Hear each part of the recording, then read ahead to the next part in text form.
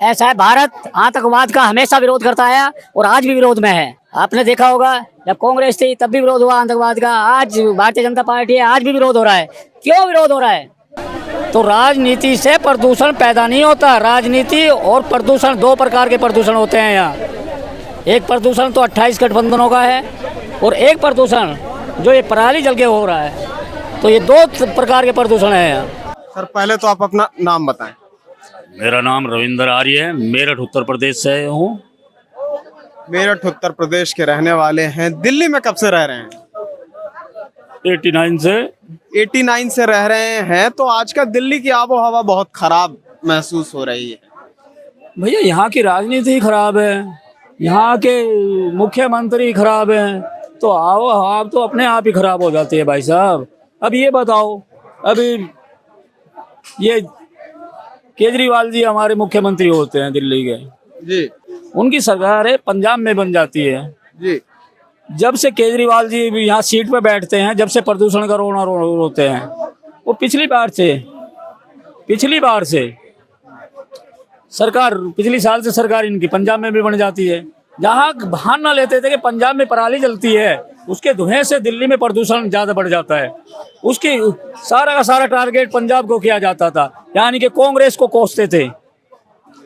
हैं? आज तो सरकारें इनकी है, वहाँ क्यों जलवा रहे भाई पराली? एक तरफ उसको बढ़ावा दे रहे हैं, दूसरी तरफ उसका विरोध कर रहे हैं। यहाँ प्रदूषण हो रहे हैं, वहाँ पराली जलवा रहे हैं। और जब उनसे पूछा जाता है कि मैंने तो 30% पराली जली अब की बार। क्यों जली 30%? जब यहाँ दिल्ली की जनता मर रही है और प्रदेशों की जनता को परेशानी हो रही है, तो क्यों जलवाई गई? वो वैन लगाते, उस पर प्रतिबंध लगाते, फाइन करते जनता पे, उसको बंद कराते। दिल्ली का प्रदूषण राजनीतिक समस्या है एक। भैया ये राजनीतिक समस्या है, ये जनता भी जानती है। तो राजनीति से प्रदूषण पैदा नहीं होता। राजनीति और प्रदूषण दो प्रकार के प्रदूषण होते हैं यहाँ। एक प्रदूषण तो 28 गठबंधनों का है और एक प्रदूषण जो ये पराली जल के हो रहा है। तो ये दो प्रकार के प्रदूषण है यहाँ। 28 गठबंधनों का प्रदूषण, इंडिया अलायंस जिसको बता रहे हैं आप, इंडिया अलायंस में प्रधानमंत्री पद का उम्मीदवार कौन नजर आता है? भैया उसमें कोई उम्मीदवार नहीं, सारे के सारे ठग हैं, चोर हैं, गुमराह करने वाले हैं जनता को। उनमें इस सीट के लायक है ही नहीं कोई भी जिसने जो इस देश का भला कर सके। क्योंकि आज तक किसी को का भी चेहरा उठाओ, किसी का भी हाथ पकड़ के ऊपर उठा के देखे तो उसके पीछे भ्रष्टाचार और सारी की सारी दलीलें ऐसी निकलती है जो कि देश को नुकसान पहुंचाने वाली, खोखला करने वाली होती है। तो इस तरीके से उनके बीच में कुछ नहीं। मैं तो ये कहूँगा यहाँ पे चंद्रयान लॉन्च कर देते हैं हमारे प्रधानमंत्री नरेंद्र मोदी जी। चंद्रयान लॉन्च कर देते हैं, सूर्ययान लॉन्च कर देते हैं, गगनयान लॉन्च कर देते हैं। उन 28 दलों पे एक प्रधानमंत्री का चेहरा लॉन्च नहीं हुआ अभी तक। और जिस दिन वो चेहरा लॉन्च होएगा उस दिन ये बिखर जाएगा, बिखर जाएगा सारा। अभी कोई नेता नहीं है इसीलिए वो एकजुट नजर आ रहे हैं, नहीं तो ये गठबंधन टूट के कगार पे आ जाएगी, ये कह रहे हैं। मैं ये कह रहा हूँ कि प्रधानमंत्री का चेहरा नियुक्त कर दो, गठबंधन टूट जाता है। सबको प्रधानमंत्री बनना, मेरा कहने का मतलब सबको प्रधानमंत्री बनना है। सबकी कुर्सी पे नजर है जो उस गठबंधन में एक साथ हैं। और अब नजर है कि सीट किसकी कितनी है, कौन दावेदार बनेगा, इसलिए चेहरा घोषित नहीं हो रहा भाई साहब। मेरा तो कहने का मतलब ये है, ये सारे के सारे ठग है। जनता इनसे जागरूक है, बहुत अच्छी तरीके से जागरूक है। तो जनता का बेवकूफ नहीं बना सकते। जनता इनको रोज बेवकूफ बनाती है, रोज इनका विरोध करती है, इनके बारे में बोलती है। जब इनका विरोध होता है तो इनके पास जवाब नहीं होता। कैसे जवाब नहीं होता? जब भी देश के प्रधानमंत्री, माननीय और प्रधानमंत्री नरेंद्र मोदी जी कोई अच्छा काम करते हैं, जैसे लोकतंत्र का मंदिर, संसद भवन बनाया गया, तो इन्हीं विपक्षियों ने रोडों पे धरना दे दिया, लोगों को उठा के लेके आए दिहाड़ी पे और यहाँ दंगे कराने के माहौल करा दिए। जब देश के प्रधानमंत्री इजराइल के सहयोग में खड़े होते हैं तो ये हमास के सहयोग में खड़े हो जाते हैं। तो सारा का सारा नेगेटिव है इनका। इन पर देश की जनता नहीं विश्वास करती। जहां तक इजराइल और हमास का संबंध है, तो हमास और इजराइल के संबंध में बोलने से पहले तो विदेश मंत्रालय के प्रवक्ता भी कई बार कतराते हुए नजर आ रहे थे। भैया एक बात बताइए आप, अगर हमारे परिवार का एक मुखिया है, जिधर वो चलेगा उधर परिवार को चलना होगा, तो जो प्रधानमंत्री इस देश को विश्व पटल पर तक ले जाए, क्या वो इस देश का बुरा करेगा? नहीं करेगा, कभी नहीं करेगा। क्योंकि हम कहते हैं कि हमें गर्व है कि हमें ऐसा प्रधानमंत्री मिला, और इनकी तो सारी की सारी सोच नेगेटिव है, हमेशा गलत ही सोचते हैं, गलत ही करते हैं। तो अंतर्राष्ट्रीय कूटनैतिकता जो कहती है कि वो कुछ लोग होते हैं और अपने सामरिक हितों को साधने का काम ही अंतर्राष्ट्रीय कूटनैतिकता है, और आज तक भारत जो है हमास को किसी भी प्रकार से पूर्ण रूप से आतंकवादी संगठन नहीं मानता था। ऐसा है, भारत आतंकवाद का हमेशा विरोध करता है और आज भी विरोध में है। आपने देखा होगा जब कांग्रेस थी तब भी विरोध हुआ आतंकवाद का, आज भारतीय जनता पार्टी है, आज भी विरोध हो रहा है। क्यों विरोध हो रहा है? क्योंकि आतंकवाद किसी का सगा नहीं होता, कोई मजहब नहीं होता, उसका कोई धर्म नहीं होता, वो केवल एक आम जनता को नुकसान पहुंचाता है। बिल्कुल इसका विरोध होना चाहिए। आज अगर हमारे जैसे एक आतंकवाद को, हिजबुल्लाह जैसे एक अपराधी को, आतंकवाद को, जो जनता के बीच में एक कैंसर से भी खतरनाक है, तो ऐसे को हटाने की बात है तो उसको हटा देना चाहिए, सहयोग देना चाहिए विपक्ष को भी।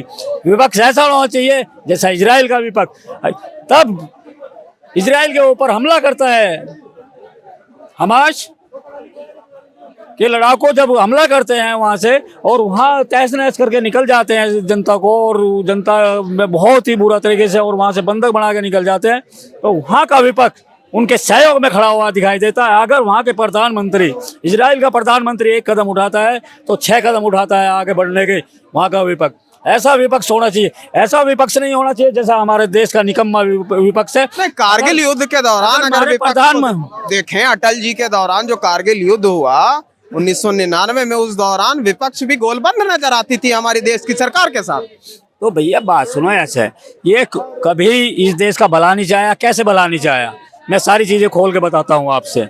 भला इसलिए नहीं चाहा, सबसे पहले लेकर के चलो, जो हमारे एक प्रथम प्रधानमंत्री थे जवाहरलाल नेहरू जी, उन्होंने देश को तोड़ने का काम किया। गांधी जी भी पूरे बराबर के सहयोगी रहे, सुनना। उसके बाद इंदिरा गांधी जी इमरजेंसी लगा दी, 10,000 से अधिक सिखों की हत्याएं करवा दी। 10,000 तो मैं बता रही हूँ, लेकिन उससे ज़्यादा ही थे, हैं। उसके बाद आतंकवाद कभी ख़त्म नहीं हुआ इस देश से, पत्थरबाजी कभी ख़त्म नहीं हुई इस देश से, भ्रष्टाचार कभी ख़त्म नहीं हुआ।